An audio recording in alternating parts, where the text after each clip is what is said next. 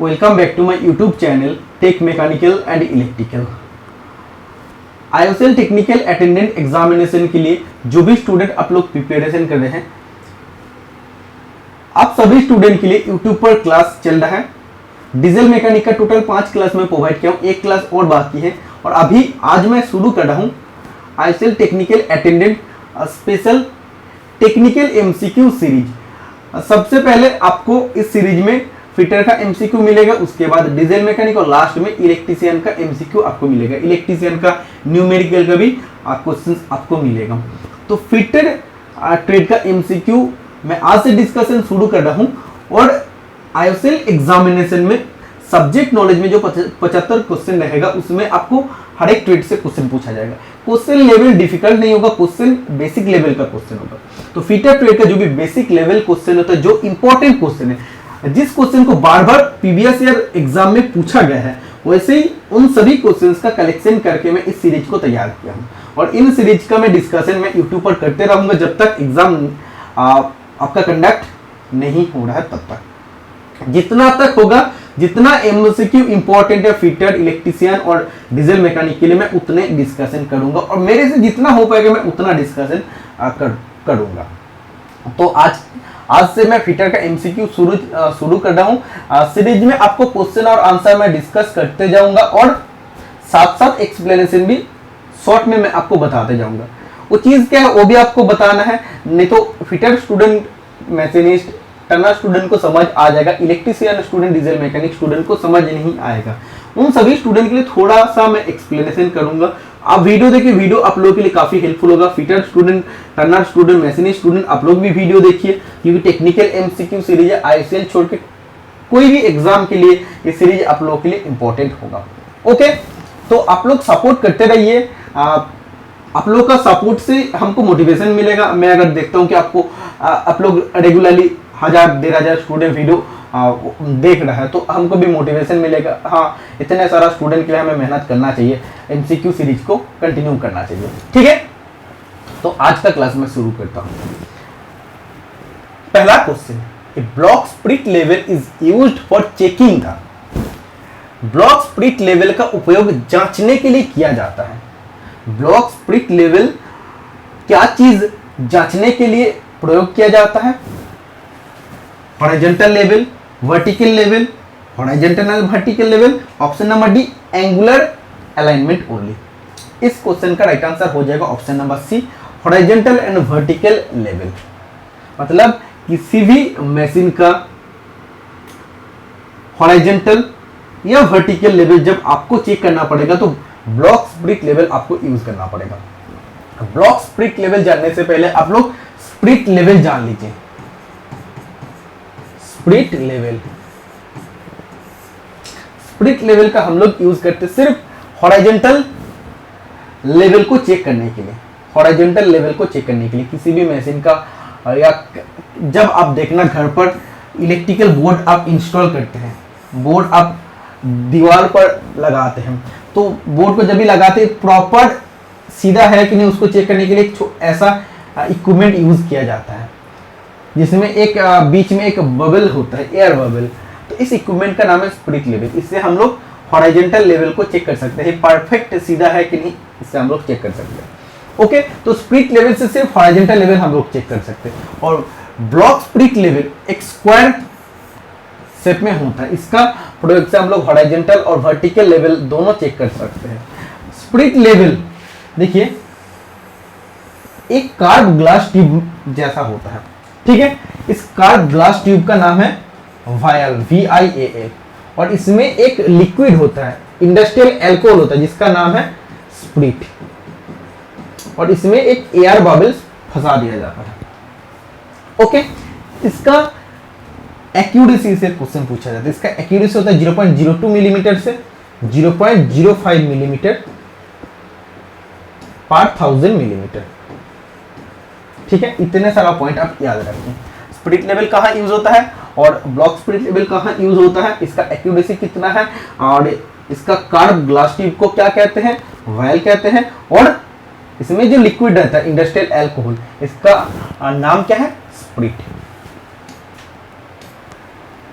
Next question number 2। What is the correct tap drill size for tapping M16 tap? देखिए M मतलब होता है metric system और 16 मतलब होता है मेजर डायमीटर। ठीक है, तो देखो M16 ये होता है आपका कोर्स थ्रेड। जब M16 इंटू 2 मिलीमीटर दे देता है, मतलब पिच जब भी मेंशन किया जाता है ये हो जाता है आपका फाइन थ्रेड। ओके, नोट कर लीजिए। अब देखें और दो चीज याद रखिए, टैप किस लिए यूज किया जाता है, या टैपिंग ऑपरेशन से क्या होता है, किसी भी वर्कपीस पर इंटरनल थ्रेड कटिंग होता है, और डाई से किसी भी शेफ्ट पर एक्सटर्नल थ्रेड कटे होता है। मतलब टैप से इंटरनल थ्रेड कटते हैं और डाई से एक्सटर्नल थ्रेड कटते हैं। तो देखो जब आपको टैप का यूज करना है, मतलब ये आपका वर्कपीस है, इसमें आपको M16 का थ्रेड काटना पड़ेगा। मतलब थ्रेड काटने का बाद साइज क्या हो जाएगा, 16 मिलीमीटर हो जाएगा। तो टैप हाई स्पीड स्टील से बने होता है, ठीक है। फिर भी टैप को हम लोग टैप रेंज से घुमाते हैं। हम लोग तो डायरेक्टली किसी भी वर्कपीस पर टैप करके होल बना के फिर थ्रेड नहीं कट सकते। पहले से वर्कपीस पर होल बने होना चाहिए, उसके बाद होल पर सिर्फ टैप को डाल के थोड़ा मोड़ा काटिंग करके टैपिंग हो जाता है। तो पहले हमको क्या करना पड़ता है, ड्रिल चलाना पड़ता है। तो देखो टैपिंग करने के बाद 16 मिलीमीटर साइज हो जाएगा। तो टैप करने से पहले कितने मिलीमीटर का ड्रिल होल बनाना पड़ेगा, मतलब कितने मिलीमीटर का ड्रिल यूज करना पड़ेगा। ओके, या आप बोल सकते हो वर्कपीस पर कितना मिलीमीटर का होल आपको बनाना पड़ेगा। 16 मिलीमीटर लास्ट में होगा, मतलब इससे कम साइज का आपको होल बनाना है, मतलब इससे कम साइज का आपको ड्रिल यूज करके वर्कपीस पर होल बनाना है। ठीक है, तो जिसे हम लोग टैप ड्रिल साइज कहते हैं। मतलब टैपिंग करने से पहले जो हम लोग ड्रिल साइज कैलकुलेशन कहते हैं उसे टैप ड्रिल साइज कैलकुलेशन कहते हैं। ठीक है, देखो डायरेक्ट क्या होता है, इसका पिच आपको याद रखना होता है। M5 से M20 तक आपको पिच याद रखना होता है। ठीक है, तो इसमें देखिए डायरेक्ट आप मेजर डायमीटर माइनस पिच कर सकते हैं। मेजर डायमीटर इसमें 16 मिलीमीटर और पिच इसका होता है 2 मिलीमीटर। इसको अगर आप माइनस कर देते तो ये आपका आ जाएगा 14 मिलीमीटर। ओके, देखो ऑप्शन में 14 मिलीमीटर बिल्कुल सही हो जाएगा। और एक एग्जैक्ट टैप ड्रिल साइज निकालने का फॉर्मूला होता है TDS इक्वल होता है major diameter minus 2 into depth. और मीट्रिक थ्रेड का डेप्थ का फॉर्मूला क्या होता है, इसमें देखो मेजर डायमीटर 16 हो जाएगा 2, और मीट्रिक थ्रेड का डेप्थ का फॉर्मूला होता है 0.6134 इंटू पिच, मतलब 2 हो जाएगा। इसको जब आप लोग कैलकुलेशन करते हैं लगभग 14 पॉइंट कुछ आ जाएगा। अगर ऑप्शन में मैच नहीं होता है तो आप किसको आप राइट आंसर करते हैं, कर नहीं पाएंगे। इसीलिए आपको सबसे पहले ये चेक कर लेना है, इससे अगर ऑप्शन मिल जाता है तो ठीक है, अदरवाइज आपको ये वाला फॉर्मूला यूज करना है। Major diameter minus 2 into depth का फॉर्मूला होता है 0.6134 इंटू पिच जो भी इधर मेंशन किया जाएगा वो आपको लिखना है, और ऐसे आपको कैलकुलेशन करना है टैप ड्रिल साइज निकालने के लिए। जनरली पिच दिया रहता है, ये चीज आप याद रखें। Next, calculate the drill size for 20 millimeter rimmed hole using the formula under size of hole 0.3 millimeter and over size for drill 0.05 millimeter। इसमें देखो आपको क्या बोल रहा है, इसमें बोल रहा है ड्रिल साइज आपको कैलकुलेट करना है। देखो ये आपका वर्क पीस है, इसमें आपका एक होल है। जब भी ड्रिल करके हम लोग होल बनाते हैं, इसका फिनिशिंग उतना भी बढ़िया नहीं होता, उतना अच्छा नहीं होता। इसका फिनिशिंग को प्रॉपर करने के लिए आपको रिमार्क का यूज करना होता है। रिमार्क क्या होता है, enlarging the hole and finishing the hole. Mainly remark का काम होता है फिनिशिंग द होल। फिनिश कब करता है, होल को थोड़ा सा समान परिमाण में बड़ा करते हैं, हल्का हल्का बहुत हल्का परिमाण में होल का साइज को बड़ा करते हैं और उसके होल के साइज को होल के फिनिश को अच्छे करते हैं। ठीक है, इसमें देखो रिम्ड होल, मतलब रिमिंग करने के बाद होल का साइज क्या हो जाएगा, बोला एकदम रिमिंग करने के बाद 20 मिलीमीटर हो जाएगा रिमिंग करने के बाद। और रिमार्क से थोड़ा मटेरियल्स काटते भी है, काट के फिनिशिंग करते हैं। तो रीम्ड होल मतलब एकदम प्रॉपरली फिनिश्ड होल का साइज 20 मिलीमीटर हो जाएगा। तो ये आपको बनाने के लिए आपको तो ड्रिल चलाना पड़ेगा, जैसे मैंने टैप के बारे में बताया, टैप ड्रिल कैलकुलेशन मैंने आपको बताया हूँ। वैसे ही रिमिंग करने से पहले आपको जिस साइज का ड्रिल चलाना पड़ेगा उसके साइज आपको कैलकुलेशन करना है, ठीक है। तो इसमें आपका ड्रिल साइज इजिकल टू क्या हो जाएगा, ड्रिल साइज इजिकल टू क्या हो जाएगा, रिम्ड साइज मतलब रिमार का जो साइज होगा minus over size plus under size. Ream size मतलब रिमिंग करने के बाद 20 मिलीमीटर हो जाएगा, आपको बोल दिया है। देखो इसमें बोला ना इतना हो जाएगा 20 millimetre minus under size, sorry over size. Over size हमेशा फिक्स होता है 0.05 millimetre, 0.05 millimetre, but under size reamer के डायमीटर के अनुसार वेरी होता है, रिमार के डायमीटर के अनुसार वेरी होता है। ओके, तो इसमें आपको अंडर साइज भी दिया है 0.3 बोला है, तो प्लस 0.3 आप लिख लीजिए। तो ये आपका क्या आ जाएगा 20 मिलीमीटर माइनस 0.35 मिलीमीटर, तो ये आपका आ जाएगा 19.65 मिलीमीटर, ठीक है। तो 19.65 मिलीमीटर ऑप्शन नंबर डी बिल्कुल राइट आंसर। मतलब देखो इन वर्कपीस में सबसे पहले 19.65 मिलीमीटर का ड्रिल चलाना है, और जो भी 0.35 मिलीमीटर का एक्स्ट्रा मटेरियल रह जाएगा उसको रिमर जब भी हम यूज करते हैं, रिमर उतने मटेरियल्स को काट के इस होल का फिनिश को अच्छा कर देता है। तो रिमर से सिर्फ इतना ही मटेरियल काटते हैं 0.35 मिलीमीटर, बाकी आपको होल बनाना हो तो 19.65 मिलीमीटर का होल आपको बनाना पड़ेगा, क्योंकि रिमर चलाने के लिए भी थोड़ा बहुत मटेरियल रखना चाहिए, नहीं तो फिनिश आपका अच्छा नहीं होगा होल का finish. Okay, next question number 4, following classes is related to flammable और combustible liquids such as gasoline, kerosene, paint thinner and propane।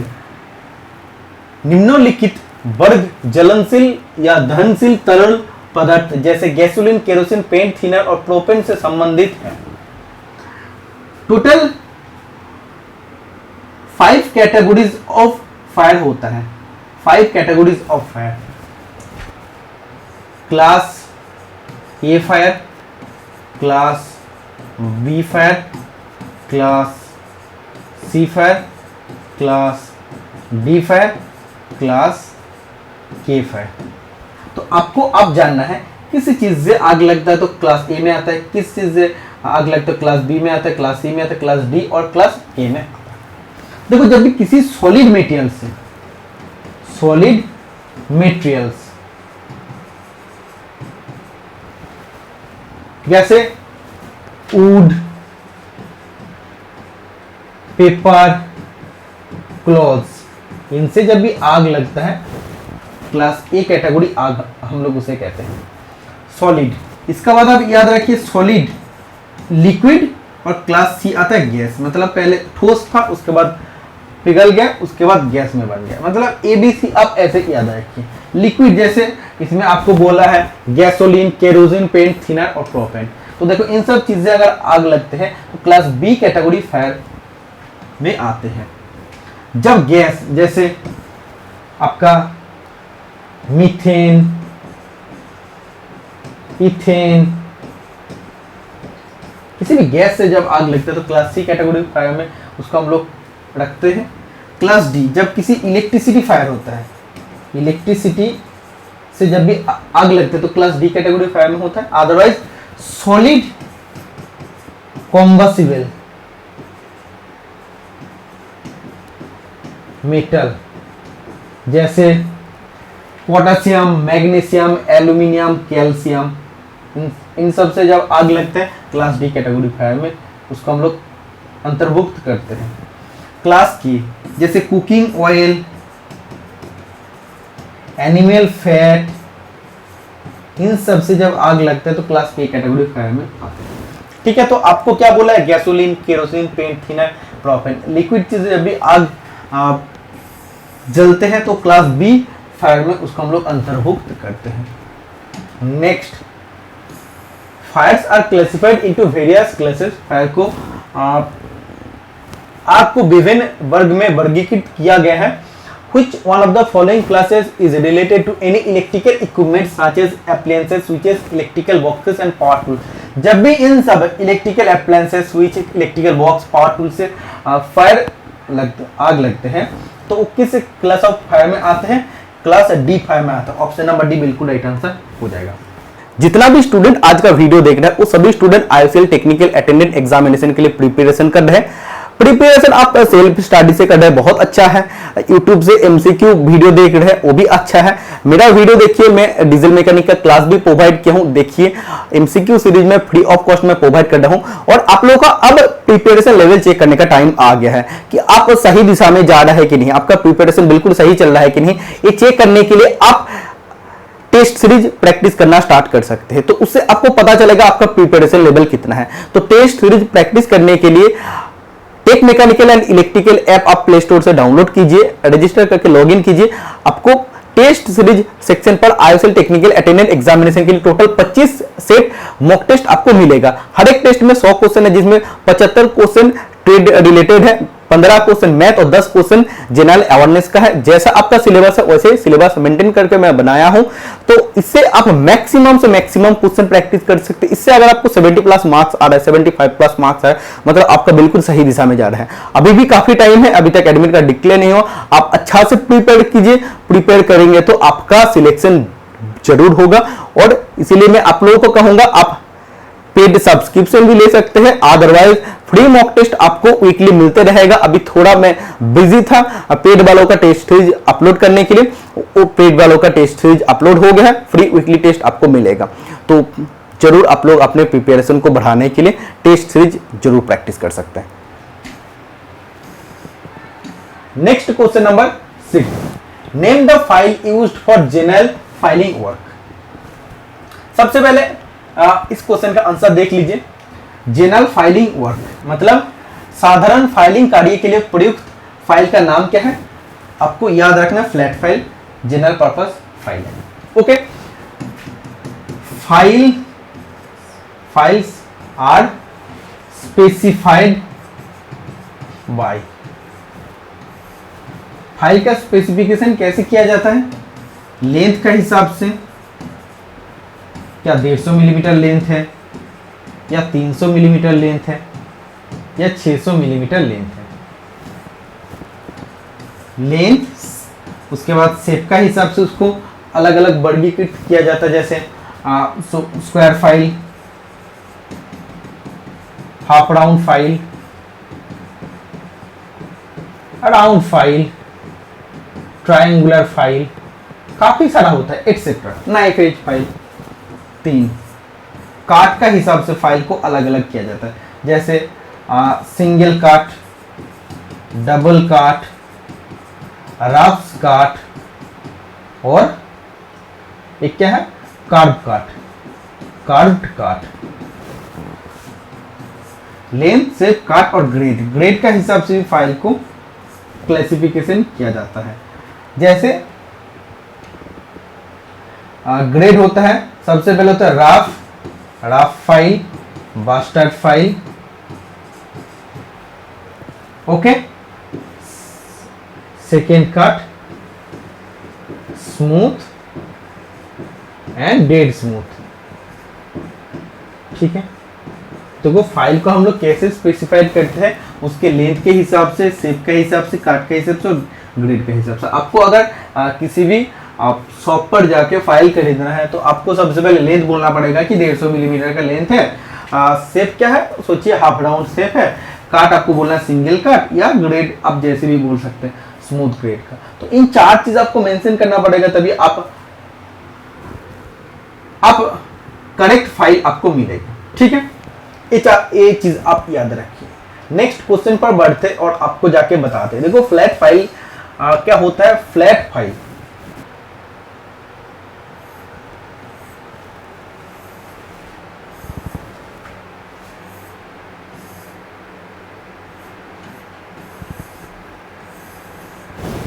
देखिए, फ्लैट फाइल का लेंथ लिया जाता है टिप टू हील, जितना डिस्टेंस होता है वो होता है फाइल का लेंथ। सोचो 150 मिलीमीटर है, ठीक है। फ्लैट फाइल का 2/3 भाग पूरा पैरेलल होता है। देखो ये साइड बाय साइड पूरा पैरेलल है, और 1/3 पोर्शन फाइल का लेंथ का 1/3 पोर्शन टेपर हुआ है। देखो इधर से आके टेपर हो गया है, ठीक है। तो ये चीज याद रखना है, फ्लैट फाइल का 2/3 पोर्शन पैरेलल होता है और 1/3 पोर्शन टेपर होता है। तो इसमें आप कैलकुलेशन कर सकते हैं। 150 में से अगर आप कैलकुलेशन करते हैं, 150 कैलकुलेशन करते हैं 50 आ जाएगा, मतलब 100 मिलीमीटर आपका पूरा पैरेलल है फाइल का, और 50 मिलीमीटर टेपर होता है। ये चीज आपको समझ आ गया। इसका क्रॉस सेक्शन होता है रेक्टेंगुलर, ओके। ये चीज आप याद रखिए। Next question number 7, the file is pushed and pulled while filing. The action of pushing and pulling is called as. इसमें देखिए बोला है फाइलिंग करते समय फाइल को धकेला और खींचा जाता है। धकेलने और खींचने की क्रिया को क्या कहते हैं? देखो फाइलिंग करने के लिए एक बार हमको पुश करना पड़ता है, एक बार पुल करना पड़ता है। जब हम लोग पुश करते हैं तो फाइल का कटिंग स्ट्रोक होता है, वर्कपीस से मटेरियल कटिंग करता है। जब हम लोग पुल करते हैं, अपने तरफ खींचते हैं, नॉन कटिंग स्ट्रोक होता है या रिलीजिंग स्ट्रोक होता है, जिसमें मटेरियल बिल्कुल भी नहीं कटते, जिसे हम लोग नॉन कटिंग स्ट्रोक कहते हैं। तो इधर ये जो पुश और pull of file is called as stroke of file. तो ये जो हम लोग पुश कर रहे हैं और पुल कर रहे हैं फाइल का, एक बार पूरा पुश किया, पूरा पुल किया, पुश और पुल को कॉम्बिनेशन करके हम लोग फाइल का एक स्ट्रोक उसे कहते हैं। तो स्ट्रोक ऑफ फाइल हम लोग कहते हैं, okay. Name the file generally used in lathe work. आमतौर पर खराद कार्य में उपयोग की जाने वाली फाइल का नाम क्या है? लेथ मशीन में कौन से फाइल यूज होता है? बहुत सिंपल क्वेश्चन है, इसका राइट आंसर हो जाएगा मिल फाइल। ये चीज आप याद रखें, लेथ मशीन पर जब भी आपको फाइल यूज करना है, ऑप्शन में अगर सिंगल कट फाइल है तो राइट आंसर है, अदरवाइज मिल फाइल राइट आंसर हो जाएगा। कार्ब कट, देखो कार्ब कट मैंने काट के हिसाब से फाइल को 4 भागों में डिवाइड किया था। एक सिंगल कट, दूसरा डबल कट, तीसरा कार्ब कट और चौथा अडाप्स कट। तो इसमें कार्ब कट का बात कर रहे हैं। सिंगल कट फाइल का यूज किया जाता है सॉफ्ट मटेरियल्स को काटने के लिए। सॉफ्ट मटेरियल्स जैसे कॉपर, एल्यूमिनियम, इन सब चीज को काटने के लिए। Double cut file hard materials काटने के लिए, जैसे स्टील। रफ कट फाइल जैसे वुड, लेदर, इन सब जैसा अगर कोई सॉफ्ट मटेरियल्स होता है, मतलब वुड, लेदर जैसा कोई अगर सॉफ्ट मटेरियल्स, तो उसको काटने के लिए रफ कट फाइल यूज होता है। और कार्ब कट फाइल जब आपको डीपर कटिंग एक्शन करना पड़ता है। डीपर कटिंग एक्शन मतलब आपको जब मटेरियल ज्यादा काटना पड़ता है, किसका? सॉफ्ट मटेरियल्स का। और सॉफ्ट मटेरियल्स कौन सा होगा? जैसे कॉपर, एल्यूमिनियम, इसका बाद प्लास्टिक्स, इन सब सॉफ्ट मटेरियल्स का जब आपको डीपर कटिंग करना पड़ेगा तब कार्ब कट फाइल यूज होता है। तो इसमें बोला curb cut file is also called as, तो कार्ब कट फाइल को हम लोग क्या कहते हैं? विक्सन फाइल भी कहते हैं। बहुत इंपॉर्टेंट है विक्सन फाइल। और डीपर कटिंग एक्शन करते हैं कॉपर, एल्यूमिनियम, प्लास्टिक जैसे सॉफ्ट मटेरियल को काटने के लिए। इस क्वेश्चन का राइट आंसर विक्सन फाइल हो जाएगा। Hand file, hand file is also similar to flat file. Hand file और फ्लैट फाइल लगभग सेम होता है, बट जनरल पर्पस के लिए फ्लैट फाइल यूज होता है। हैंड फाइल कब यूज होता है? तो हैंड फाइल देखो, इसके पूरा लेंथ बराबर, इसके पूरा लेंथ बराबर हैंड फाइल पैरेलल होता है। 150 मिलीमीटर अगर लेंथ है तो देखो पूरा पैरेलल है, पूरा पैरेलल है। तो हैंड फाइल उसके पूरे लंबाई बराबर या लेंथ बराबर पूरा पैरेलल होता है, मतलब हैंड फाइल में टेपर बिल्कुल भी नहीं होता है। इसका भी क्रॉस सेक्शन होता है रेक्टेंगुलर, और इसको सेपेज फाइल कहा जाता है क्योंकि देखो कोई भी अगर आपका ऐसा वर्कपीस होता है, ठीक है, देखो इसका एक एज में टीथ होता है, दूसरे एज में टीथ नहीं होता है। एक एज में मतलब सोचो उसके एक एज में टीथ है, तो इस एज में टीथ नहीं होगा, किसी एक एज में टीथ नहीं होता है हैंड फाइल का। ठीक है, क्यों नहीं होता? अब देखो, ऐसा कोई भी अगर वर्क पीस है और अगर आपको मटेरियल सिर्फ यहां से काटना है, मतलब इधर से रिमूव करना है, ठीक है, तो हैंड फाइल का जब आप यूज करते हैं ना, तो हैंड फाइल का जब यूज करते हैं कॉर्नर में देखो, कॉर्नर में ये टीथ के कारण, अगर हम लोग फ्लैट फाइल यूज करते हैं तो टीथ के कारण ये भी घिसने लगेगा। ये तो मेरा परफेक्ट बन गया है, इसको घिसना नहीं है, हमको सिर्फ इसको घिसना है। ठीक है, तो फ्लैट फाइल यूज करके अगर हम लोग करते हैं तो फ्लैट फाइल का दोनों एज में सिंगल का टीथ होता है। ओके, और फ्लैट फाइल का फेस में डबल का टीथ होता है। एज मतलब क्या है? एज मतलब ए एज और ए एज। ओके, और फेस मतलब फाइल का फेस ए और ए फेस। ओके, तो फ्लैट फाइल का दोनों एज में सिंगल का टीथ होता है, फेस में डबल का टीथ होता है, और हैंड फाइल का फेस में दोनों फेस में डबल का टीथ होता है। एक एज में सिंगल का टीथ होता है और एक एज पूरा टीथ कटे नहीं होता है, मतलब उसमें टीथ कटे नहीं होता, बिल्कुल उसमें प्लेन होता है। तो तब देखो हम लोग हैंड फाइल यूज करते हैं। तो हैंड फाइल अगर हम लोग यूज करते हैं तो इसी फाइल को अगर हम लोग घुमा के यूज करते हैं तो इस एज में कोई भी टीथ नहीं है, तो जब भी हम लोग ऐसे ऐसे फाइलिंग करते हैं तो इस एज का साथ ये वाला सरफेस जब भी कांटेक्ट में आएगा तो इससे देखो कोई भी मटेरियल रिमूव नहीं होगा, क्योंकि इस एज में तो टीथ नहीं है। टीथ नहीं है तो मटेरियल कैसे कटेगा? ठीक है, तो ये जो टीथ वाला पोर्शन है तब क्या रहेगा? इस साइड में रहेगा, और इस साइड में तो काटने का कोई जरूरत नहीं है। इसीलिए हैंड फाइल का एक एज में टीथ नहीं बनाया जाता है, इसीलिए इसे सेफ एज फाइल कहते हैं। और सेफ एज फाइल क्यों यूज किया जाता है या हैंड फाइल क्यों यूज किया जाता है? कि किसी भी एडजेसेंट सरफेस में, एडजेसेंट वर्कपीस में जब भी आपको फाइलिंग करना होगा तो तब हैंड फाइल यूज होता है। ठीक है, एडजेसेंट मतलब देखो ऐसा 90 डिग्री किसी भी वर्कपीस में अगर आपको फाइलिंग करना है तो हैंड फाइल के तब यूज किया जाता है स्पेशली। तो हैंड फाइल स्पेशल पर्पस के लिए यूज करना पड़ेगा, जब किसी भी वर्कपीस के एडजेसेंट साइड में आपको फाइल करना है तभी हैंड फाइल यूज होगा, अदरवाइज नॉर्मल पर्पस के लिए फ्लैट फाइल यूज होता है। File is made of, file किस मटेरियल से बने होते हैं? Cast iron, high carbon steel, high speed steel, wrought iron. इसका राइट आंसर हो जाएगा high carbon steel. High carbon steel option number B बिल्कुल राइट आंसर हो जाएगा। और फाइल को हम लोग हार्डेंड और टेम्पर्ड भी करते साथ साथ। इन vernier bevel protector 12 degree is divided into how many division on the vernier scale? तो देखो वर्नियर बेवल प्रोटेक्टर जो एक direct precision measuring angle instrument या प्रिसिजन एंगल मेजरिंग इंस्ट्रूमेंट, जिसे हम लोग 5 मिनट के एक्यूरेसी में मेजरमेंट कर सकते हैं किसी भी एंगल को।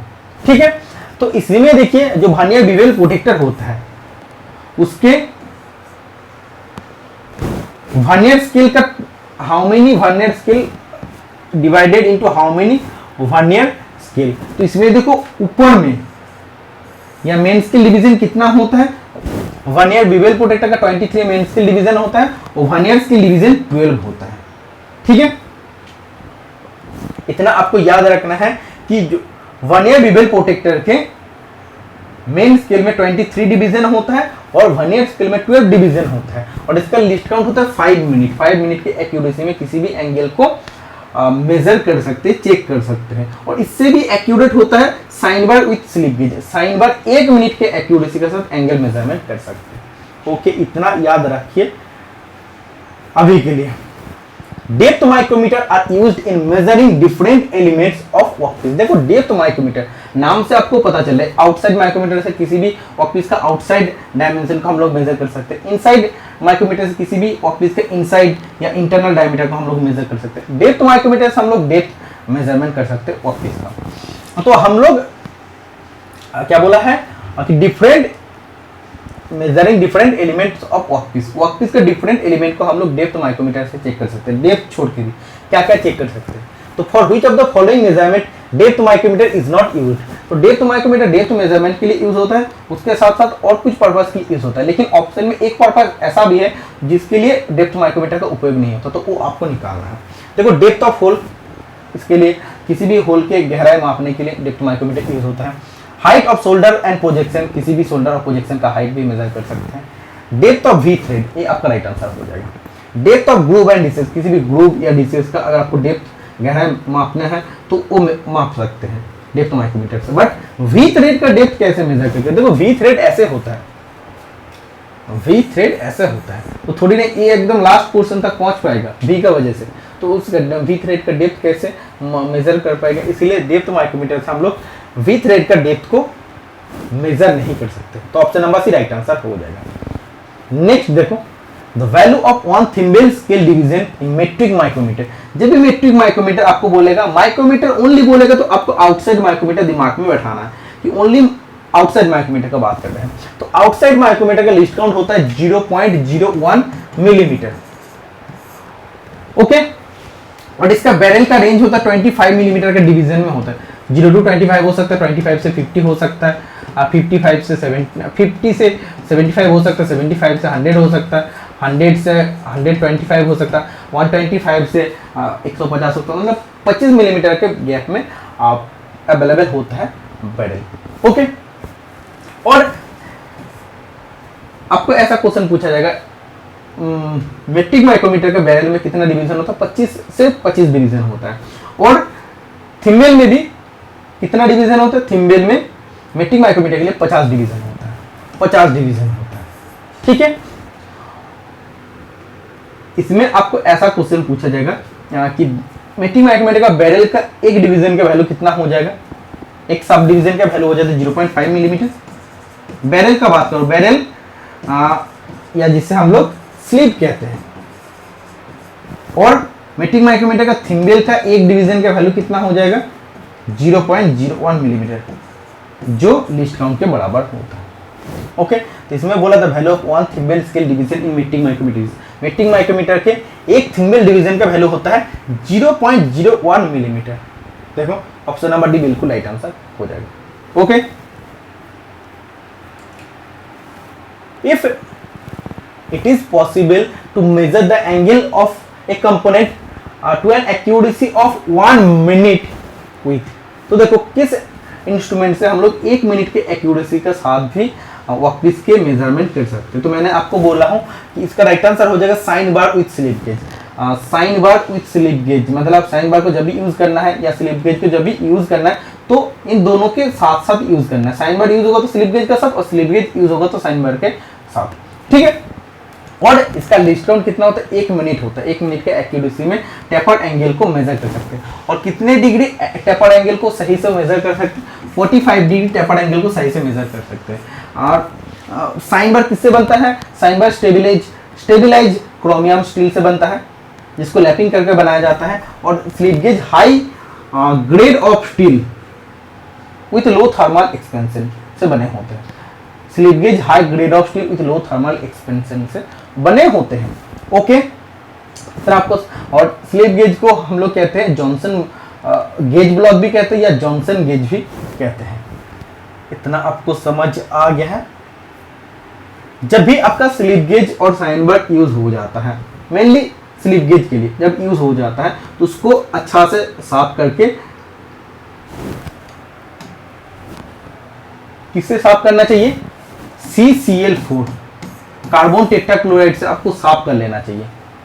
ओके, यूज करने से पहले, यूज करने के बाद भी।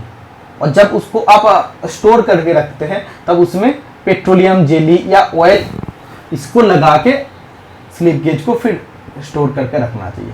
ठीक है, क्लीन करने के लिए कार्बन टेट्राक्लोराइड यूज होता है। देखिए काफी सारा पॉइंट में एक एक क्वेश्चन का साथ आपको बता के चल रहा हूँ। A special micrometer is used with V-shaped anvil to check external screw thread for measuring the, तो देखो जो माइक्रोमीटर होता है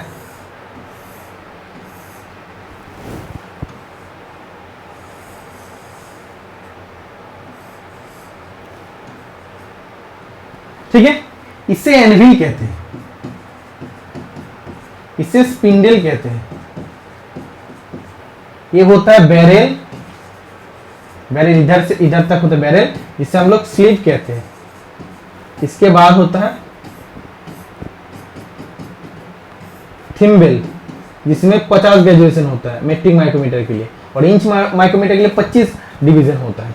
ओके, इसके बाद आगे जाके रैचेट स्टॉप होता है। ओके, तो तो इस एनविल में क्या बोल रहे हैं, special micrometer is used with V shape anvil, मतलब इसका एनविल का शेप कैसा होगा, वी शेप का होगा।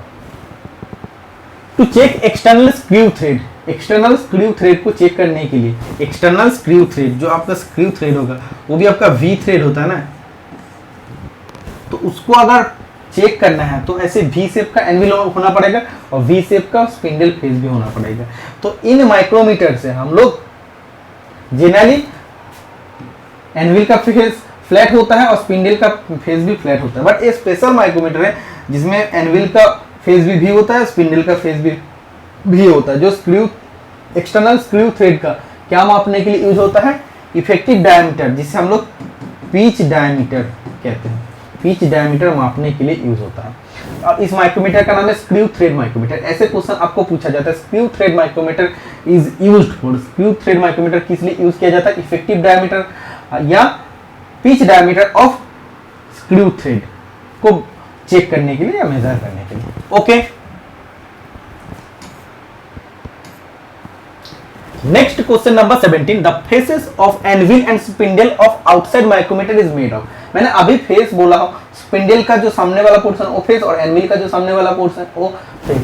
किससे बनाया जाता है, इसको बनाया जाता है टंगस्टन कार्बाइड, क्योंकि एक मेटल में जब भी हम लोग चेक करते हैं तो हर एक मेटल का साथ तो कॉन्टेक्ट में आता है, तो धीरे धीरे घिस सकता है, तो ना घिसे, ऐसे घिसने का प्रतिरोधी मेटल से उसको बनाना चाहिए। तो टंगस्टन कार्बाइड से हम लोग एनविल फेस और स्पिंडल फेस को बनाते हैं।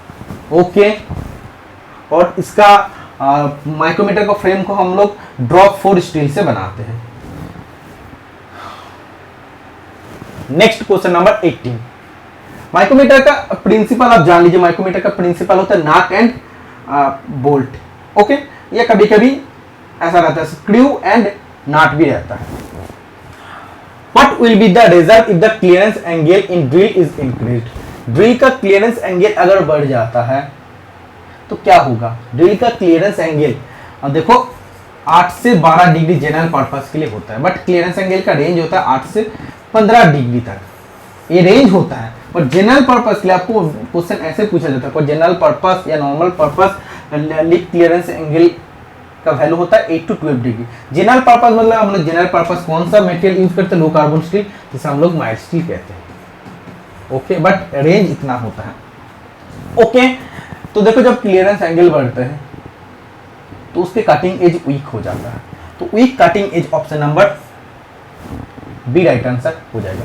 ड्रिल का हेलिक्स एंगल कितना होता है, आज का क्लास सिर्फ मैकेनिकल स्टूडेंट के लिए नहीं है, फिटर टर्नर मशीनिस्ट के लिए नहीं है, इलेक्ट्रीशियन स्टूडेंट के लिए भी है, और वेल्डर स्टूडेंट के लिए, ग्राइंडर स्टूडेंट के लिए है, डीजल मैकेनिक स्टूडेंट के लिए है। तो उन सब स्टूडेंट को ऐसे अगर जितने में ज़्यादा एक्सप्लेनेशन कर पाऊंगा, जितना ज़्यादा मैं समझाऊंगा उतने अच्छा होगा और उतना ज़्यादा पॉइंट नोट कर पाएगा, तो एक 50 क्वेश्चन का क्लास ज़्यादा क्वेश्चन आपको मिल जाएगा। और देखना आपको एग्जाम में इसी तरह का क्वेश्चन जो मैं पढ़ा रहा हूँ आपको एग्जाम में पूछा जाएगा। हेलिक्स एंगल का वैल्यू होता है 27.5 डिग्री ड्रिल के लिए। Okay, chisel edge angle, chisel edge angle का वैल्यू होता है 55 डिग्री। ड्रिल का lip angle, lip LIP lip होट एंगल होता है 59 degree. Okay, next, how do you recognise a drill for soft metal? Soft metal, आप नरम धातु के लिए ड्रिल का कैसे पहचानते हैं? तो जब सॉफ्ट मेटल होगा ना तो ड्रिल का हेलिक्स एंगल हमेशा ज्यादा होगा। तो हेलिक्स एंगल, ड्रिल में हेलिक्स एंगल का वैल्यू और रेक एंगल का वैल्यू दोनों सेम होता है। कितना होता है? 27.5 डिग्री। और ये किस लिए होता है? नॉर्मल पर्पस के लिए। नॉर्मल पर्पस मतलब लो कार्बन स्टील या माइल्ड स्टील के लिए, जिसे हम लोग माइल्ड स्टील कहते हैं, लो कार्बन स्टील को। ठीक है, इसलिए देखिए हेलिक्स एंगल ड्रिल के लिए 3 टाइप्स होता है, H, N और S। H मतलब हार्ड, N मतलब नॉर्मल और S मतलब सॉफ्ट। हार्ड के लिए हेलिक्स एंगल होता है 10 to 13 डिग्री, हेलिक्स एंगल हमेशा कम होगा। नॉर्मल के लिए होता है 18 से 30 डिग्री और सॉफ्ट के लिए होता है 35 से 40 डिग्री। तो इसमें देखिए सॉफ्ट मटेरियल के लिए क्या बोला है? हेलिक्स एंगल आपको क्या चूज करना है, तो आपको हमेशा लार्ज हेलिक्स एंगल आपको चूज करना है। तो ये आपका राइट आंसर हो जाएगा by the large helix angle, क्योंकि सॉफ्ट मटेरियल होगा तो ड्रिल का हेलिक्स एंगल हमेशा लार्ज वैल्यू आपको लेना है। ओके, देखिए नॉर्मल पर्पस के लिए मैंने आपको बोला कि जनरल पर्पस के लिए हेलिक्स एंगल का वैल्यू 27.5 डिग्री होता है। वो लो कार्बन स्टील जैसे हम लोग माइल्ड स्टील के लिए उसके लिए बोलते हैं हम लोग। तो देखो नॉर्मल के लिए कितना बोला, 18 से 30 बोला है ना, तो मैं इसके अंदर का वैल्यू बोला 27.5 डिग्री। 27.5 डिग्री एक स्टैंडर्ड वैल्यू होता है नॉर्मल पर्पस में, जब भी आप ड्रिलिंग करते हैं, जो भी ड्रिल यूज करते हैं उसमें। ओके, तो ये आपको याद रखना है, जब भी हार्ड होगा मटेरियल तो ड्रिल का हेलिक्स एंगल स्मॉल हो जाएगा, जब मटेरियल सॉफ्ट होगा तो ड्रिल का हेलिक्स एंगल लार्ज होगा। 20 number question, why the woodruff key are used on small tapered shaft with assembly. Woodruff कुंजी का उपयोग असेंबली के साथ छोटे पतला शाफ्ट पर क्यों किया जाता है। जब आपको टेपर्ड शाफ्ट फिटिंग करना है, सोचो ऐसे टेपर्ड शाफ्ट फिटिंग करना है, इसमें अगर एक शाफ्ट को आपको टेपर्ड फिट करना है तो इसमें आप एक की यूज करते, सेमी सर्कुलर की यूज करते, जिस की का नाम है, क्या नाम है, वुडवर्फ की। वुडवर्फ की, वुडवर्फ की से एक क्वेश्चन पूछा जाए, इसका शेप कैसा होता है, सेमी सर्कुलर, या कभी कभी ये सेगमेंट ऑफ सर्किल भी आपको बोला जाता है, ये आपको याद रखना। तो टेपर्ड शाफ्ट फिटिंग के लिए वुडवर्फ की यूज होता है। और क्यों वुडवर्फ की यूज होता है, it takes heavy load, it takes shear stress, it is easy to fit and self align with the key way of the half. तो ऑप्शन नंबर सी बिल्कुल राइट आंसर हो जाएगा, ये फिट करना इजी होगा। Tapered देखो ये आपका ऐसे ही है, फीमेल वाला पोर्शन, ये आपका मेल वाला पोर्शन है। तो जब भी इसको अंदर हम लोग घुसाते हैं ना, तो इधर आपका ऊपर में नहीं रहता, ये एकदम इसमें होल रहता है, इस शेप में कीवे बने होते हैं, इस शेप में जाके वुडवर्फ की को डाल देते हैं। तो देखो ये टेपर में जब भी फिट होता है तो वुडवर्फ की क्या होता है, खुद उस कीवे में एडजस्ट होके इस टेपर्ड शाफ्ट के अंदर खुद अलाइनमेंट हो जाता है। ठीक है, इसीलिए वुडवर्फ की का यूज किया जाता है। 21 number question, various alloying elements are added to improve certain properties of alloy steel, which among the following will have the least coefficient of expansion। least coefficient of expansion मतलब देखो जब भी हम लोग किसी भी मेटल को हीट करते हैं तो एक्सपेंड हो जाता है, वो फैल जाता है, बट ऐसा कोई मेटल भी होता है तो उसको हम लोग हीट करने पर भी बहुत कम अमाउंट, मतलब आपको समझ ही नहीं आता, बहुत कम परिमाण में वो एक्सपेंस होता है, फैलता है। तो क्या हो जाएगा, क्रोमियम, निकेल, वेनेडियम या टंगस्टन। तो ये आपका राइट आंसर हो जाएगा निकेल। ठीक है, ऑप्शन नंबर बी बिल्कुल राइट आंसर हो जाएगा, क्योंकि आप लोग जानते हैं 36% निकेल, 36% निकेल स्टील को क्या कहते हैं, इनवर स्टील कहते हैं। और इनवर स्टील का हम लोग यूज कब करते हैं, प्रिसीजन इंस्ट्रूमेंट बनाने के लिए, सूक्ष्ममापी इंस्ट्रूमेंट बनाने के लिए। ओके, और प्रिसीजन इंस्ट्रूमेंट में क्या होना चाहिए, लीस्ट कोएफिशिएंट ऑफ एक्सपेंशन होना चाहिए। हीट मिलने पर बहुत कम, अगर ना बढ़े तो वही अच्छा है, ना फैले तो वही अच्छा है, इसीलिए इनवर्ट स्टील से यूज किया जाता है। जनरल मटेरियल से अगर हम लोग यूज करते हैं तो हीट मिलने पर वो बढ़ जाएगा, तो गलत रीडिंग देने लगेगा, इसीलिए ये चीज आपको याद रखना है। ओके, देखो annealing is the process of heating the steel above upper critical temperature and cools it. Annealing heat treatment process में, एनेलिंग हीट ट्रीटमेंट प्रोसेस में हम लोग क्या करते हैं, देखो एक चीज देखो, एक होता है ऐसा होता है 0.84% और 1.7% तक कार्बन होता है। ओके, 0 से 0.84% तक कार्बन वाले स्टील को हम लोग क्या कहते हैं, हाइपो यूटेक्टोइड स्टील, और 0.84% स्टील वाली कार्बन वाली स्टील को कहते हैं eutectoid steel, only eutectoid steel. और 0.84% से ज्यादा कार्बन वाली स्टील को हम लोग कहते हैं हाइपर, मतलब जो ज्यादा हो तो उसे हाइपर बोलते हैं ना, हाइपर यूटेक्टोइड स्टील। ठीक है, तो जब आपके पास हाइपो यूटेक्टोइड स्टील होता है और इसका एनेलिंग करना है तो इसको अपर क्रिटिकल टेम्परेचर के 30 टू 40 डिग्री ज्यादा टेम्परेचर में आपको हीट करना है। अपर क्रिटिकल टेम्परेचर के 30 टू 40 डिग्री ज्यादा तापमान पर आपको हीट करना है। ओके, इतना तक याद रखें। या आपका पास अगर हाइपर यूटेक्टोड स्टील है तो उसको लोअर क्रिटिकल टेम्परेचर के 30 टू 40 डिग्री ज्यादा तापमान पर आपको हीट करना है। हीट करने के बाद आपको क्या है, आपको ठंडा करना पड़ेगा। तो ठंडा करने के लिए आपको फर्नेस का स्विच को ऑफ करना पड़ेगा। स्विच को ऑफ कर दीजिए, अदरवाइज उसको dry sand, dry lime, dry ash से आप ढक सकते हैं। ठीक है, इसीलिए बोला है कि annealing is the process of heating the steel above the upper critical temperature and cool it. और इसमें एनेलिंग प्रोसेस में कूलिंग बहुत धीरे धीरे होता है, कूलिंग वेरी स्लोली। ये चीज आप याद रखें, जितना भी पॉइंट मैं बता रहा हूँ, वेरी स्लोली इसको कूल किया जाता है। और एनीलिंग हीट ट्रीटमेंट प्रोसेस से मेटल को सॉफ्ट बनाया जाता है और सॉफ्ट बनने पर मैसिनेबिलिटी प्रॉपर्टी बढ़ता है। मतलब एनीलिंग हीट ट्रीटमेंट प्रोसेस से मेटल का मैसिनेबिलिटी प्रॉपर्टी बढ़ता है। तो इससे आपका क्या राइट आंसर हो जाएगा, कैसे हम लोग कूल करते हैं, covered with dry sand, dry lime या ड्राई एश। इससे हम लोग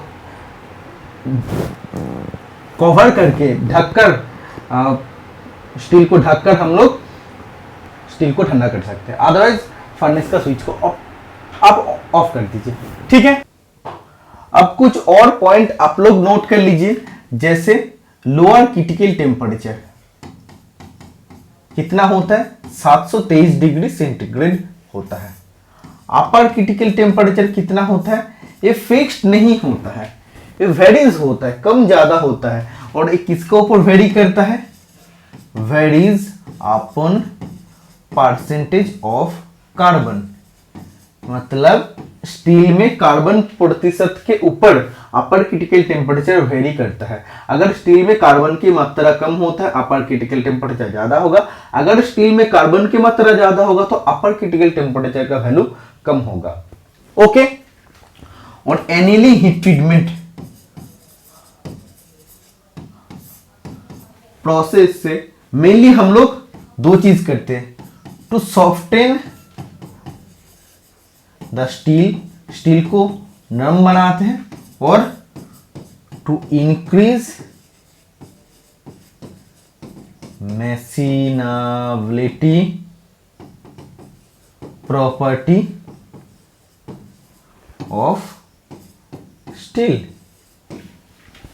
ओके, इतना आपको समझ आ गया। 4 types of heat treatment process होता है। पहला होता है hardening. Hardening heat treatment process से हम लोग मेटल को या स्टील को हार्ड बनाते हैं, वियर रेजिस्टेंट बनाते हैं, या एब्रेजन रेजिस्टेंस बनाते हैं।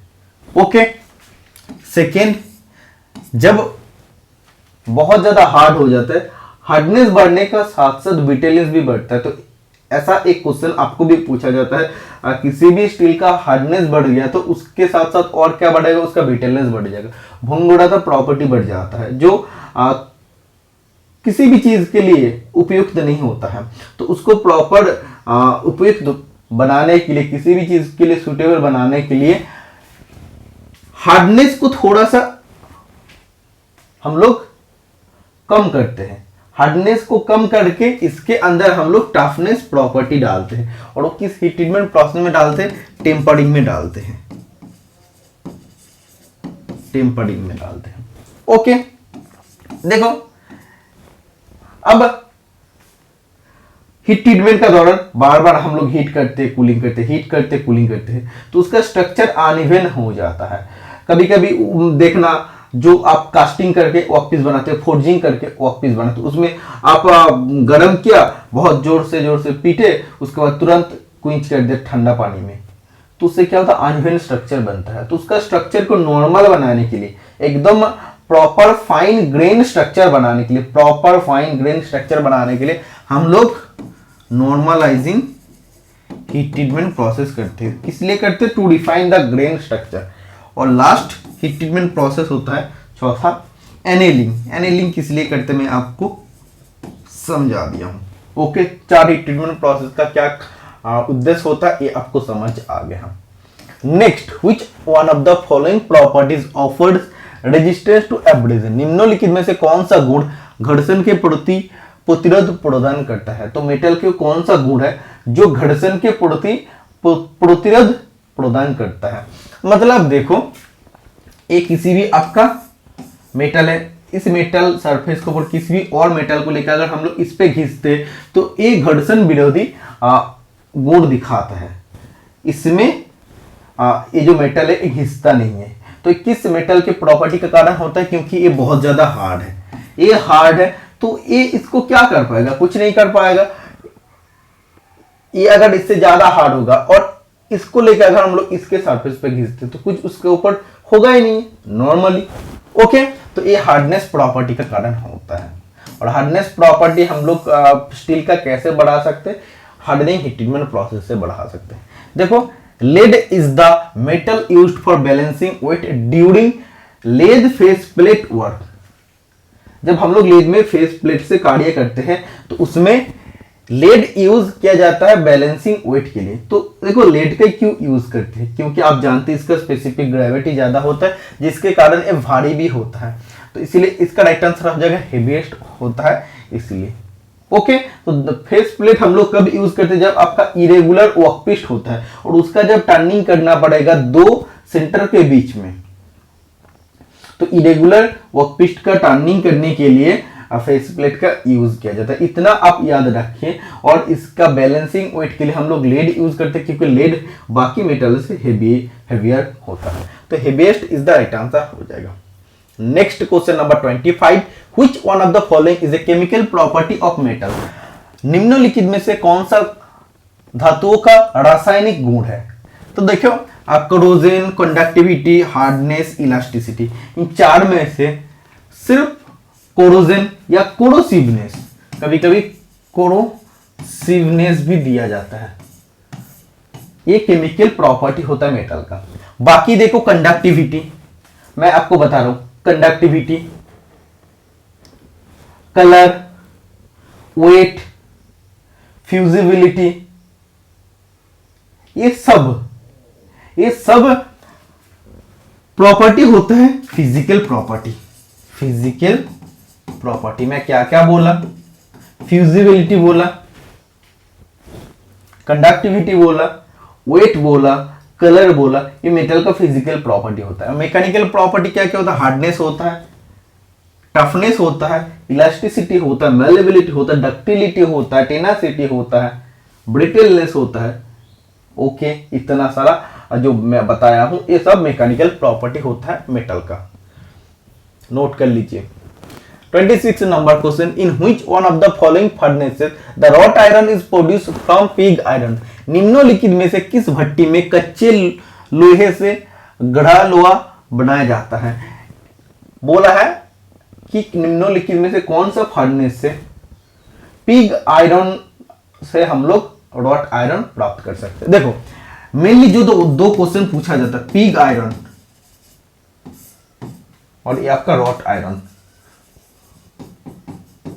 ठीक है। रॉट आयरन होता है प्योरेस्ट फॉर्म ऑफ आयरन, जिसमें 0.02 से 0.03% सिर्फ कार्बन होता है। ओके, और पिग आयरन इससे कहते हैं impurest form of iron, iron का सबसे अशुद्ध रूप।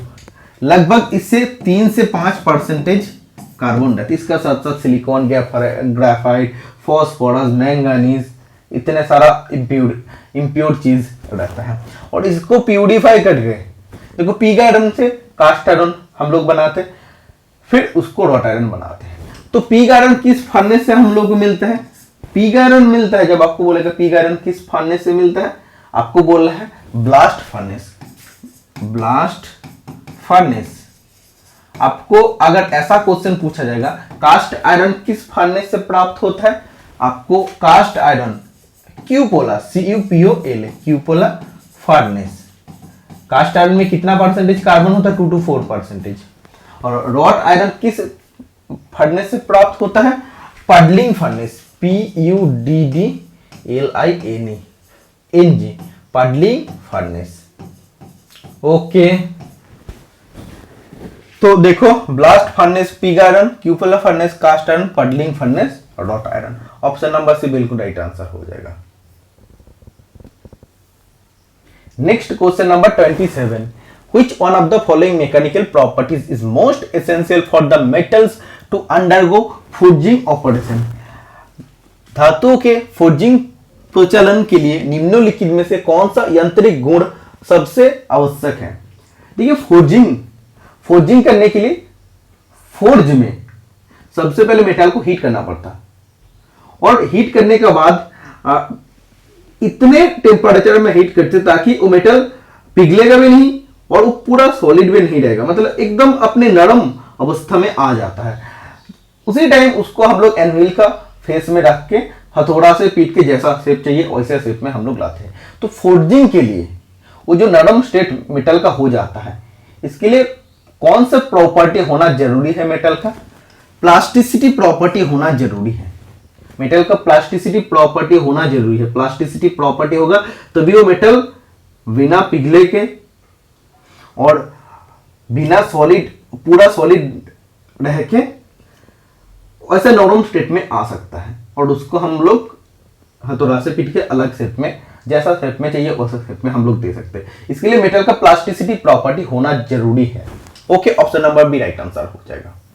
Next question number 28, which one of the following groups of properties enables the manufacture of chain hooks from wrought iron? wrought iron के सबसे प्योरेस्ट फॉर्म होते हैं, और इसके जब हम लोग चेन हुक्स बनाते हैं तो चेन हुक्स में कौन सा प्रॉपर्टी होना जरूरी है? मेलेबिलिटी, डक्टिलिटी एंड टफनेस, तीनों प्रॉपर्टी होना जरूरी है। बहुत इंपॉर्टेंट क्वेश्चन है, इसको आप नोट कर लीजिए। प्रीवियस ईयर में काफी बार इस क्वेश्चन को पूछा। हीट ट्रीटमेंट प्रोसेस, देखिए, the process of heating steel to about 40 degree centigrade above the upper critical temperature and cooling it in still air to room temperature is. देखिए, जब एनेलिंग के बारे में हम लोग डिस्कस कर रहे तो मैंने बोला हाइपोइलेक्ट्रॉइड स्टील के लिए क्या होता है, अपर क्रिटिकल टेम्परेचर से 30 to 40 डिग्री ज्यादा टेम्परेचर पर आपको हीट करना पड़ता, और हाइपर यूटेक्टोइड स्टील के लिए लोअर क्रिटिकल टेम्परेचर से 30 से 40 डिग्री ज्यादा तापमान पर आपको हीट करना पड़ता है। फिर उसको फर्नेस के अंदर रखा जाता है और फर्नेस को स्विच ऑफ किया जाता है, और ठंडा करने के लिए आप ड्राई सैंड या ड्राई लाइम से उसको आप ढक सकते हैं। ये एनेलिंग हीट ट्रीटमेंट प्रोसेस था। अब देखिए, अब चाहे आपका पास हाइपर यूटेक्टोइड स्टील है, यूटेक्टोइड स्टील है, या फिर hyper eutectoid steel, hyper eutectoid या यूटेक्टोइड स्टील आपका पास है, सभी स्टील के लिए आपको क्या करना पड़ेगा? अपर क्रिटिकल टेम्परेचर से 40 डिग्री ज्यादा तापमान पर आपको हीट करना पड़ेगा। समझ आया कि नहीं? चाहे आपका पास हाइपर यूटेक्टोइड, यूटेक्टोइड या हाइपर यूटेक्टोइड स्टील है, तो सभी स्टील के लिए आपको अपर क्रिटिकल टेम्परेचर से 30 to 40 डिग्री ज्यादा तापमान पर आपको हीट करना है, फिर उसको रूम टेम्परेचर पर स्टील एयर में ठंडा करना है। जब भी ये बात आएगा रूम टेम्परेचर पर आपको स्टील एयर में ठंडा करना है, तो ये आपको याद रखना है। इस हीट ट्रीटमेंट प्रोसेस का नाम हो जाएगा नॉर्मलाइजिंग। नॉर्मलाइजिंग हम लोग कब करते हैं? किसी भी फोर्ज वर्कपीस है, कास्टिंग किया हुआ वर्कपीस है, जिसके अंदर बहुत ज्यादा स्ट्रेस स्ट्रेन भरा हुआ है, बार बार हीटिंग कूलिंग करने का कारण उसके इंटरनल स्ट्रक्चर इम्प्रॉपर है, तो उसको प्रॉपर फाइन ग्रेन स्ट्रक्चर बनाने के लिए हम लोग नॉर्मलाइजिंग हीट ट्रीटमेंट प्रोसेस करते हैं। तो नॉर्मलाइजिंग राइट आंसर हो जाएगा। Next question number 30, the filler metal used during brazing is an alloy of. देखो, हम लोग वेल्डिंग करते हैं तब हमको फिलर मेटल का जरूरत होता है। अब गैस वेल्डिंग के टाइम, आर्क वेल्डिंग के लिए इलेक्ट्रोड जरूरत होता है। वैसे ही जब आप ब्रेजिंग करते हैं तो फिलर मेटल क्या होता है? फिलर मेटल होता है स्पेल्टर, SPELTER, स्पेल्टर होता है। ओके, और ये स्पेल्टर किससे बना होता है? कॉपर एंड जिंक से बने होते हैं। ओके, और ब्रेजिंग का टाइम फ्लक्स क्या होता है? फ्लक्स होता है बोरेक्स, BORAX। ये चीज भी आपको याद रखना है। ओके, एक चीज आप नोट कर लीजिए, मैंने आपको हाइपर यूटेक्टोइड और यूटेक्टोइड स्टील के बारे में बताया हूं। तो 3 स्टील से या 3 स्टीलों में से सबसे अच्छी क्वालिटी स्टील होता है यूटेक्टोइड स्टील, जिसका स्ट्रक्चर होता है pearlite structure, pearlite PEARLIT pearlite structure. और यूटेक्टोइड स्टील सबसे बेस्ट क्वालिटी स्टील होता है। ओके, 3 स्टील में से। 31 number question, the melting point of soft solder is within the range of. देखो सॉफ्ट सोल्डर का melting point less than 450 degree centigrade होता है। कितना होता है सॉफ्ट सोल्डर का मेल्टिंग पॉइंट? 183 से 255 डिग्री सेंटीग्रेड। राइट आंसर हो जाएगा option number B. 32 number question, joining methods. देखिए, which one of the following joining methods result in the fusion of the parent metal. इसमें बोल रहा हूं कौन सा ज्वाइनिंग मेथड है जिसमें हम लोग बेस मेटल को पेरेंट मेटल कहते हैं, बेस मेटल को जोड़ने के लिए बेस मेटल को पिघलाना पड़ता है। ये आपका बेस मेटल है और इन दोनों को जोड़ने के लिए हम लोग इन दोनों मेटल को पिघलाते हैं। बेस मेटल, ये भी बेस मेटल, और इसी को आप पेरेंट मेटल कहते हैं। ठीक है, तो कौन से ज्वाइनिंग मेथड में होता है? फ्यूजन वेल्डिंग में होता है। फ्यूजन वेल्डिंग में बेस मेटल को ही पिघलाकर दोनों बेस मेटल को जोड़ा जाता है। नॉन फ्यूजन वेल्डिंग में दोनों मेटल को जोड़ने के लिए पिघलाने का जरूरत नहीं पड़ता, फिलर मेटल का इस्तेमाल करके हम दोनों बेस मेटल को जोड़ सकते हैं। उसे नॉन फ्यूजन वेल्डिंग कहते हैं, और फ्यूजन वेल्डिंग में बेस मेटल को पिघलाना पड़ता है। ओके, इसलिए वेल्डिंग राइट आंसर हो जाएगा। Next question 33 number, soft solder. The element used as the main constituent along with lead for soft solder is. देखिए सॉफ्ट सोल्डर का कंपोजिशन क्या होता है? लेड होता है प्लस टीन होता है। तो इसमें मेन कंस्टिट्यूएंट क्या होता है? मुख्य उपादान होता है टीन, जिसमें 63% टीन होता है, 37% लेड होता है। तो टीन मेन कंस्टिट्यूएंट होता है सॉफ्ट सोल्डर के। Next question number 34, which part of the tap is resharpened by grinding. जब टैप यूज करते करते, पहले आप जानते हैं टैप यूज किया जाता है इंटरनल थ्रेड काटने के लिए। टैप को काफी लंबे टाइम तक यूज करते करते उसका नुकीलापन खत्म हो जाता है, फिर से उसको नुकीला बनाने के लिए हम लोग ग्राइंडिंग करते हैं। तो किस भाग पर ग्राइंडिंग करते हैं? तो टैप का फ्लूइड्स पोर्शन पर हम लोग ग्राइंडिंग करते हैं और इसको फिर से नुकीला बनाते हैं। देखिए टैप किस धातु से बनाया जाता है? हाई कार्बन स्टील और हाई स्पीड स्टील से बनाया जाता है। 3 टाइप्स या 3 सेट ऑफ टैप होता है। जब आपको टैप यूज करना पड़ेगा, 3 टैप आपको यूज करना पड़ेगा। पहला टैप जिसे टेपर्ड टैप कहते हैं, जिसका टेपर्ड एंगल होता है 4 डिग्री। सेकेंड टैप जिसे इंटरमीडिएट टैप, जिसका टेपर्ड एंगल होता है 10 डिग्री। और तीसरा टैप जिसे प्लग टैप या बॉटमिंग टैप कहते हैं, जिसका एंगल होता है 20 डिग्री टेपर्ड एंगल। ओके, पहले जब आपको किसी भी वर्कपीस के होल में इंटरनल थ्रेड काटना है, टेपर्ड टैप यूज करना है, उसके बाद इंटरमीडिएट टैप, उसके बाद प्लग टैप या बॉटमिंग टैप। ओके, एंगल आप याद रखिए। इसको पहचानने के लिए टेपर्ड टैप में उसके सैंक पर एक रिंग कटे होते हैं। इंटरमीडिएट टैप पहचानने के लिए उसके सैंक पर 2 रिंग कटे होते हैं, और थर्ड टैप को पहचानने के लिए उसके सैंक पर 3 रिंग कटे होते हैं। ओके, इतना आपको समझ आ गया। एक क्वेश्चन आपको पूछा जाता है कि ब्लाइंड होल में थ्रेड कटने के लिए कौन सा टैप यूज होता है? बॉटमिंग टैप या प्लग टैप यूज होता है। इतना सारा पॉइंट आप नोट करिए। 35 नंबर क्वेश्चन, ब्रोकन स्टार्ड और टैप इज रिमूव्ड बाय। देखिए ये आपका वर्कपीस है। टैपिंग करने के लिए सबसे पहले आपको ड्रिल करके होल बनाना पड़ता, इसके बाद आप टैप डालते हैं और टैप को चलाने के लिए आपको टैप रेंज यूज करना पड़ता है। कभी कभी आपका ज्यादा प्रेशर से टैप आधा दूरी तक जाके टैप टूट जाता है, तो वो जो टूटा हुआ टैप है उसको निकालने के लिए क्या चीज यूज किया जाता है? यही पूछा है। ब्रोकन स्टाड, स्टाड मतलब क्या होता है, एक ऐसा बोल्ट होता है जिसका कोई हेड नहीं होता, दोनों एंड पर ही थ्रेड होता है, बीच में प्लेन पोर्शन है। देखो ऐसे एक शेफ्ट होता है, दोनों एंड पर थ्रेड होता है, बीच में प्लेन होता है, इसका कोई भी हेड नहीं होता, इसका नाम होता है स्टाड। इसको इसमें जब सोचो थ्रेड कट लिया है, ओके टैप का बात छोड़ो, टैप टूट गया वो एक बात हो गया। दूसरा, जब इसमें थ्रेड कट हो गया, इसको अगर हम लोग डाल रहे हैं, डालते डालते ये अगर टूट जाता है स्टड, तो आधा पोर्शन तो अंदर है, तो ये टूटा हुआ पोर्शन को, स्टार्ट का टूटा हुआ पोर्शन को या टैप का टूटा हुआ पोर्शन को निकालने के लिए हम लोग यूज करते हैं स्टार्ड एक्सट्रैक्टर। स्टार्ड एक्सट्रैक्टर मतलब जिससे कि हम लोग स्टार्ट को निकाल सकते हैं। ओके, इतना आपको समझ आ गया।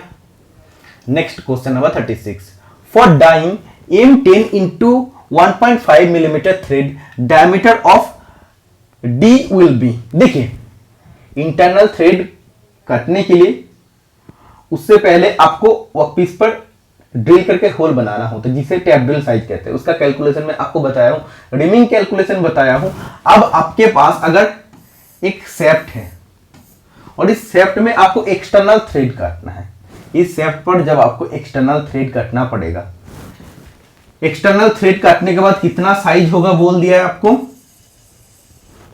M10 बोल दिया है। मतलब जब थ्रेड आप लोग काट लेंगे, डाई का यूज करके एक्सटर्नल थ्रेड करते तो थ्रेड काटने के बाद मेजर डायमीटर 10 मिलीमीटर हो जाएगा। लेकिन ये थ्रेड काटने के बाद आपका 10 मिलीमीटर हुआ है, थ्रेड काटने से पहले शेफ्ट का डायमीटर आपको कितना टार्न करना पड़ेगा। एक्चुअली शेफ्ट का डायमीटर थोड़ा सा कम, 10 मिलीमीटर से कम डायमीटर में टार्न करना पड़ेगा। जब भी हम लोग एक डाई से एक्सटर्नल थ्रेड काटते हैं तो उसके डायमीटर थोड़ा सा बढ़ जाता है, ठीक है। तो देखो लास्ट में आपका मेजर डायमीटर थ्रेड काटने के बाद 10 मिलीमीटर होगा, उससे पहले आपको इस शेफ्ट को कितना मिलीमीटर डाय में आपको टर्निंग करना पड़ेगा, या ब्लैंक डायमीटर आपको कितना बनाना पड़ेगा, ये कैलकुलेशन आपको आना चाहिए।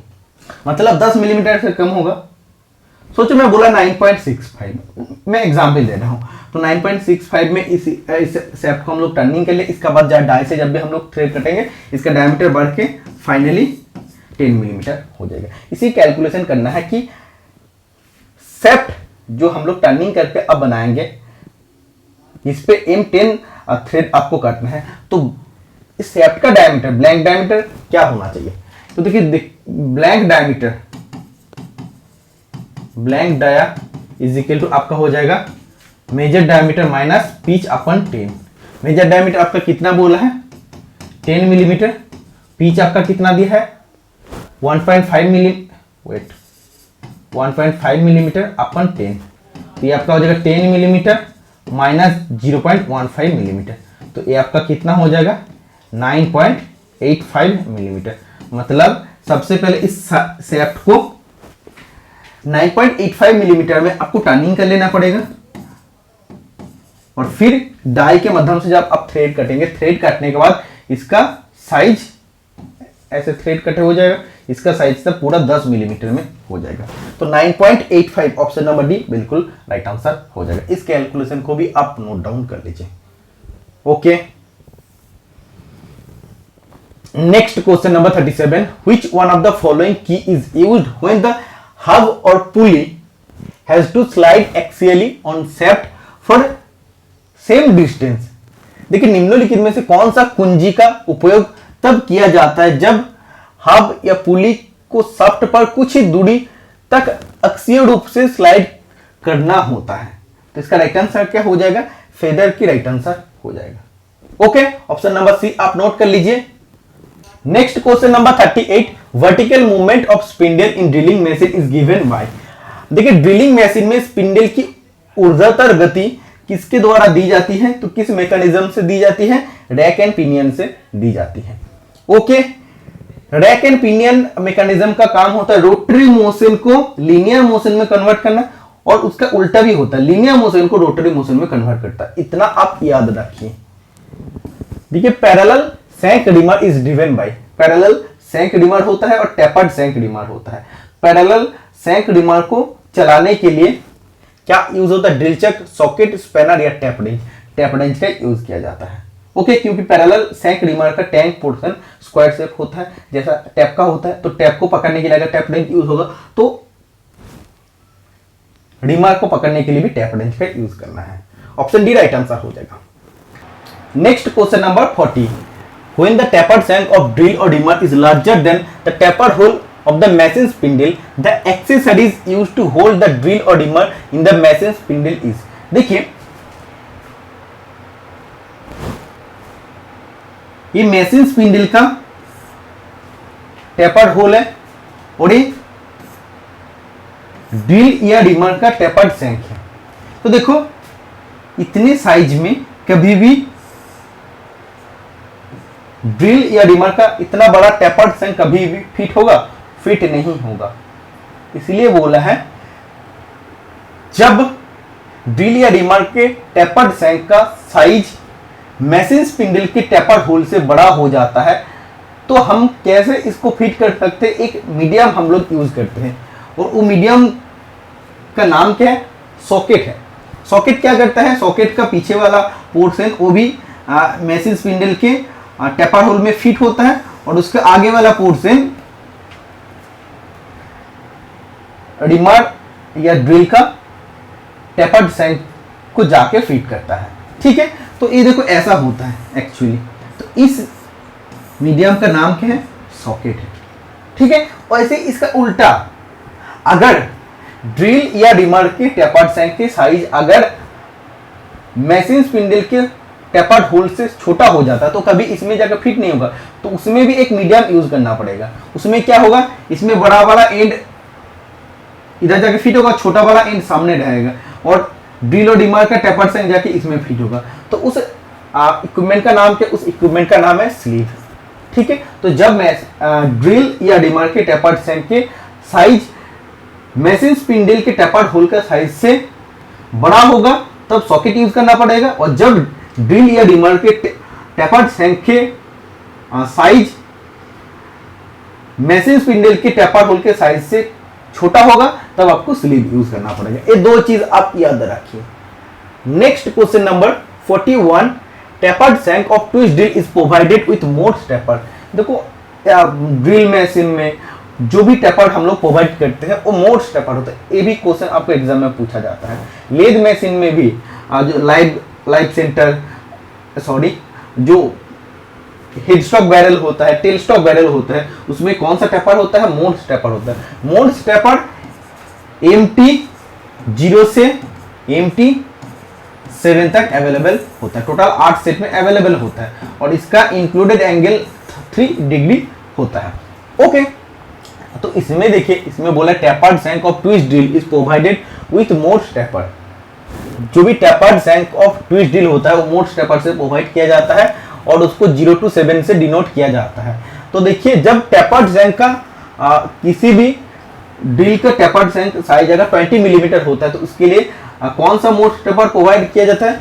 तो 20 मिलीमीटर ड्रिल का टेपर्ड सैंक है, मतलब MT2 मोर्स टेपर प्रोवाइड किया जाएगा।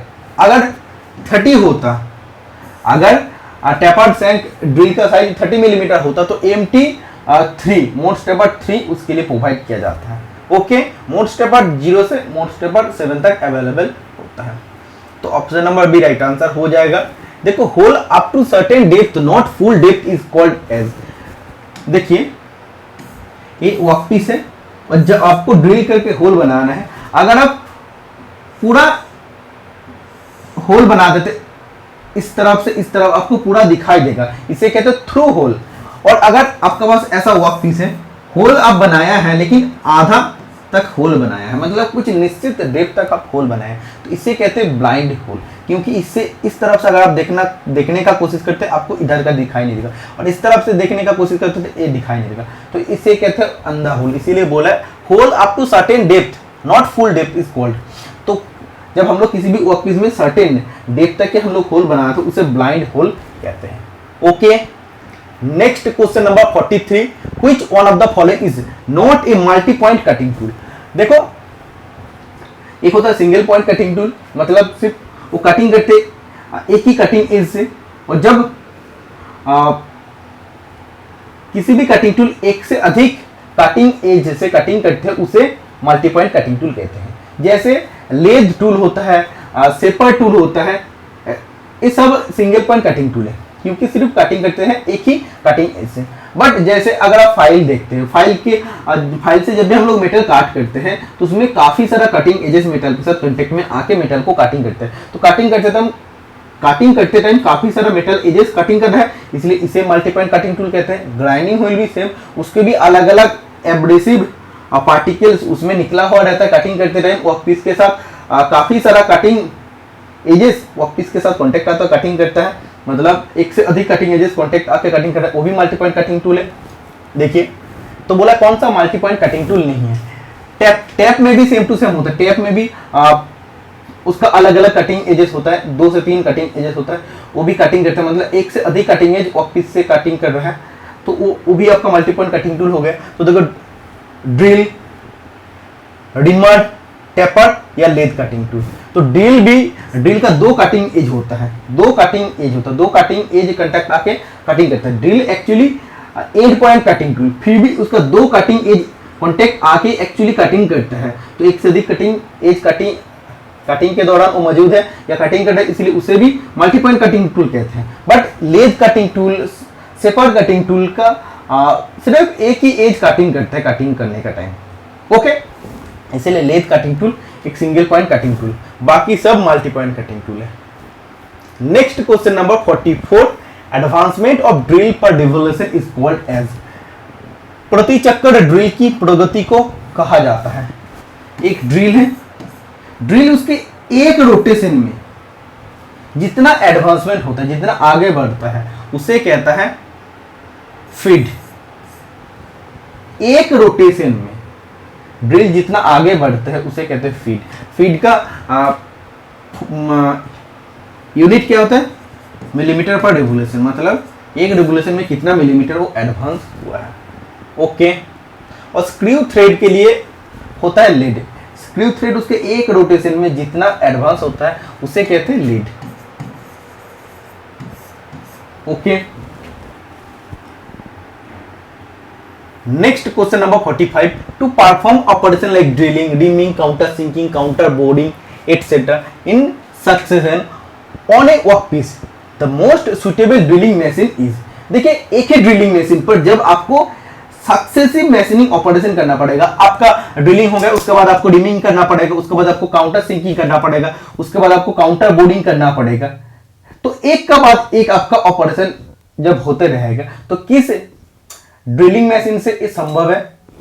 तो ये संभव है gang drilling machine. Gang drilling machine में काफी सारा ड्रिलिंग मशीन इसमें फिट होता है, ठीक है। उसका अलग अलग स्पिंडल होता है। इसमें सोचिए ड्रिल लगे होते हैं, इसमें रिमर लगे होते हैं, इसमें सोचिए काउंटर सिंकिंग लगे होते हैं, इसमें सोचिए काउंटर बोर्डिंग लगे होते हैं। तो इसमें पहले ड्रिलिंग वर्कपीस में ड्रिल कर ली है, उसके बाद इसको आगे भेज दिया, वर्क टेबल सेम होता है, इसको आगे भेज दिया, रिमिंग कर लिया, फिर आगे भेज दिया, काउंटर सिंकिंग कर लिया, फिर आगे भेज दिया, काउंटर बोर्डिंग कर लिया, मतलब सक्सेसिव एक का बाद एक ऑपरेशन करते हैं। तो किस मशीन में होता है? किस drilling machine? Gang drilling machine में होता है, ओके। नेक्स्ट देखो 46 number question, operation performed around a drill hole to form a true seat for bolt head और नॉट इज कॉल्ड। देखो इसमें क्या बोल है, किसी भी वर्कपीस है उसमें ड्रिल करके आप पहले से होल बना चुके हैं, और इसमें अगर आपको नॉट, बोल्ट हेड या वॉशर को स्थान देने के लिए जगह बनाना है, तो कौन सा ऑपरेशन आपको परफॉर्म करना पड़ेगा? किसी भी वर्कपीस में पहले से ड्रिल करके होल बनाया गया है और उसके फ्रंट में जब आपको न बोल्ट हेड, नॉट, वॉशर को स्थान देने के लिए जगह बनाना पड़ेगा, तो इसके लिए स्पॉट फेसिंग ऑपरेशन करना पड़ेगा। स्पॉट फेसिंग के लिए हम लोग काउंटर बोर्ड टूल भी कभी कभी यूज कर लेते हैं, otherwise fly cutter specially use होता है। फ्लाई कटर को मिलिंग मशीन पर मेनली यूज किया जाता है। 47 number question, the relief angle given behind the cutting leaves. Drill के कटिंग लीव्स के पीछे जो रिलीफ एंगल दिया जाता है उसे क्या कहते हैं? उसे लीफ क्लियरेंस एंगल कहते हैं, जिसका वैल्यू होता है 8 से 12 डिग्री जनरल पर्पस के लिए। 48 number question, the point angle of twist drill for general purpose is. General purpose के लिए ड्रिल का पॉइंट एंगल कितना होता है? 118 डिग्री होता है। और ये पॉइंट एंगल किसके ऊपर डिपेंड करता है, the hardness of the material to be drill, मतलब जिस मेटेरियल का एक्चुअली हम लोग ड्रिलिंग करने जा रहे हैं उसका हार्डनेस के ऊपर डिपेंड करता है। अगर मेटल ज्यादा हार्ड है तो पॉइंट एंगल का वैल्यू ज्यादा होगा, और मेटल अगर ज्यादा सॉफ्ट है तो पॉइंट एंगल का वैल्यू कम हो जाएगा। लेकिन स्टैंडर्ड हर एक चीज में स्टैंडर्ड होता है, जैसे ड्रिल का हेलिक्स एंगल का स्टैंडर्ड वैल्यू होता है 27.5 डिग्री, इसका भी स्टैंडर्ड वैल्यू होता है 108 degree. Okay, twist drill is made of, twist drill किस धातु से बनाया जाता है, low carbon steel, high speed steel, chromium steel, nickel steel, और राइट आंसर हो जाएगा high speed steel. Okay, 50 number question, which one of the following devices is used for holding parallel shank drill. जब देखिए drilling machine में आपको parallel shank drill को आप machine spindle में जाके फिट करना होता है, तो इसके लिए कौन सा डिवाइस यूज होता है, तो पैरेलल शैंक ड्रिल को पकड़ने के लिए ड्रिल चक का यूज किया जाता है।